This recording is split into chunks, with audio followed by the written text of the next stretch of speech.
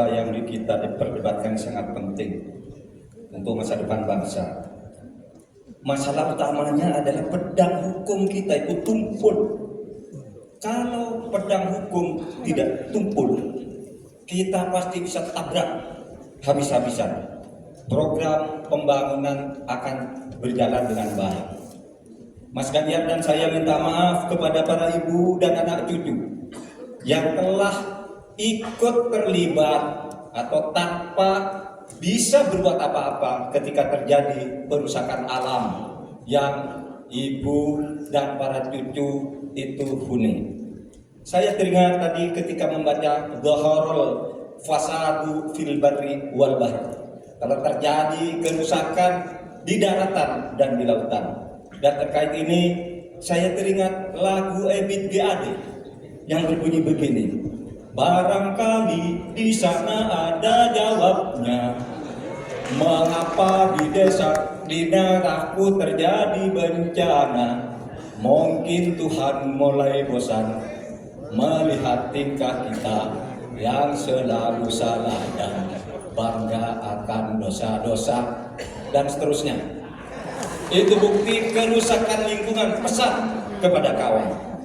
Saudara, kami berjanji bahwa kami akan kembalikan secara bertahap hak rakyat dan untuk ibu-ibu dan para anak cucu. Kita akan tagih dunia internasional untuk membayar hutang-hutang yang telah merusak pembangunan.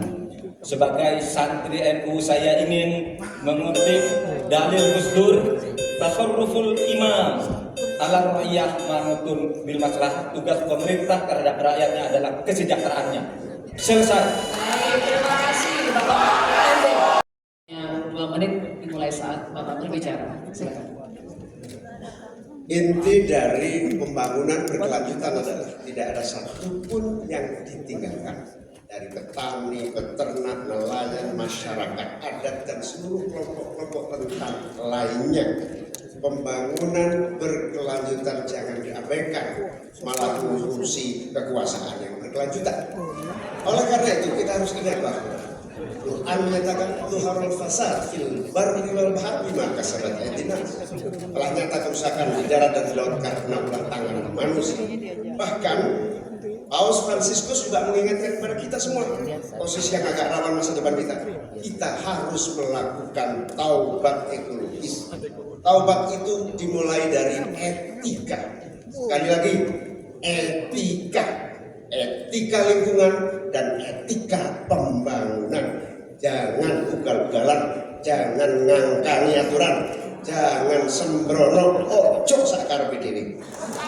Saudara-saudara sekalian, insya Allah kalau Amin mendapatkan mandat, kita akan sungguh-sungguh. Yang pertama, kita akan anggaran untuk mengatasi krisis iklim kita tingkatkan secara signifikan, termasuk riset sekaligus implementasi energi baru terbarukan. Kita sahkan RUU masyarakat adat secepat-cepatnya.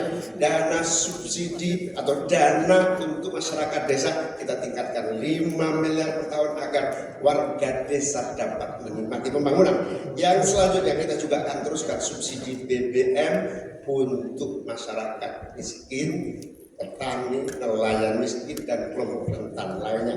Transportasi publik menggunakan energi listrik juga menjadi salah satu solusi untuk mengurangi polusi dengan cara pembangunan kota.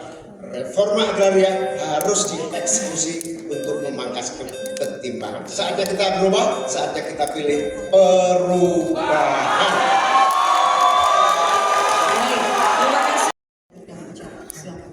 Baik, terima kasih. Saya tidak akan pernah bosan-bosan membahas hilirisasi. Dengan hilirisasi kita akan keluar dari middle income trap. Dengan hilirisasi kita akan meningkatkan nilai tambah di dalam negeri. Dengan hilirisasi kita akan membuka lapangan pekerjaan seluas-luasnya. Tentunya dalam pelaksanaannya dipikirkan aspek lingkungan, keberlanjutan, dan sosialnya. Dampak perubahan iklim ini semakin nyata. Banjir, kekeringan, kenaikan air laut ini adalah ancaman nyata dan sudah di depan mata. Semua masalah ini adalah tantangan zaman now, membutuhkan solusi zaman now. Tantangannya adalah bagaimana kita mencari titik tengah, titik keseimbangan. Lanjutkan hilirisasi, tapi wajib menjaga lingkungan. Tingkatkan produktivitas pertanian dan sektor maritim, tapi wajib menjaga keseimbangan alam. Terima kasih Prof. Mahfud, Gus Muhaimin. Semoga debat malam ini memberikan gambaran tentang kemana arah bangsa ini akan melangkah. Sekali lagi, tantangan zaman now membutuhkan solusi zaman now. Tentunya anak-anak zaman now perlu lebih banyak lagi dilibatkan. Terima kasih Pak Prabowo sebagai salah satu senior dan teladan yang paling banyak melibatkan anak-anak zaman now. Langkah awal menuju Indonesia Emas, datang ke TPS, coblos nomor 2, Prabowo Gibran.